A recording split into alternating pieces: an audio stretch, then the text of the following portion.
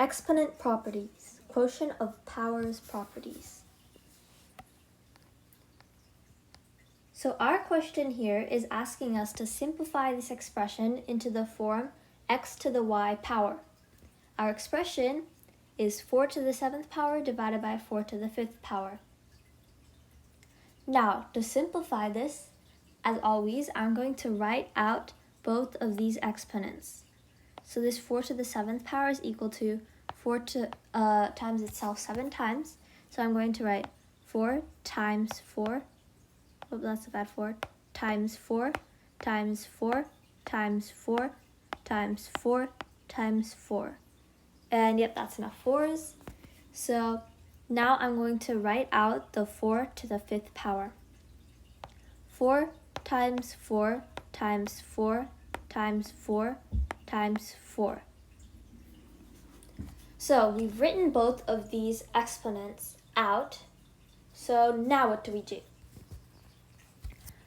Something that I'm going to do to make this easier for us to read is add parentheses to this group of 7 4s so that we can see that it's a group of 5 4s times 2 4s.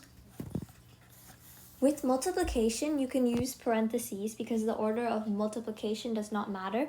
But with subtraction and other forms of math, you need to be a bit more careful. So anyway, we can see that this is a group of 5 4s, and this is a group of 2 4s, and this is also a group of 5 4s. So I'm going to write this out again over here, and I'm going to write it out as 4 times 4 times 4 times 4 times 4 divided by 4 times 4 times 4 times 4 times 4, so that we can get all of our 5 4s divided by our 5 4s, and we can get our groups of 5 4s together.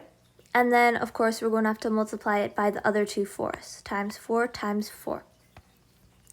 Now, we know that we have two groups of 4s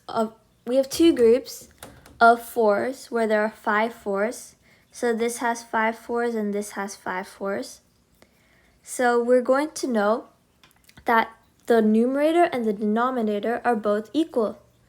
And since anything divided by itself is equal to 1, this is going to be equal to 1 times 4 times 4. And another thing that we know is that any number times 1 is going to be equal to itself. So we can say this is just 4 times 4. And what is 4 times 4? That could be 16, but it could also be 4 to the 2nd power if you're writing it as an exponent. So we have simplified this 4 to the 7th power divided by 4 to the 5th power into the form of x to the y, where x is equal to 4 and y is equal to 2. Now, the property that enabled us to do this is called the Quotient of Powers Property. This property tells us that if we have an a, which we raise to a b, and then divide this a to the b by a to the c, we're going to get an a to the b minus c. So in this scenario, our a is equal to 4, our b is equal to 7, and our c is equal to 5. So a to the b minus c would be equivalent to 4 to the 7 minus 5, which is equal to 4 to the 2nd power. We have just confirmed that this works. So let's try another problem just to make sure that we have the hang of things. Rewrite the expression using the quotient of powers property. We have 8 to the 6th power divided by 8 to the 3rd power. Now we could do all the work from the last slide, but as we just saw, this is a property that works for most exponential equations. So we can write out the expression again, the that works for most equations set up like this.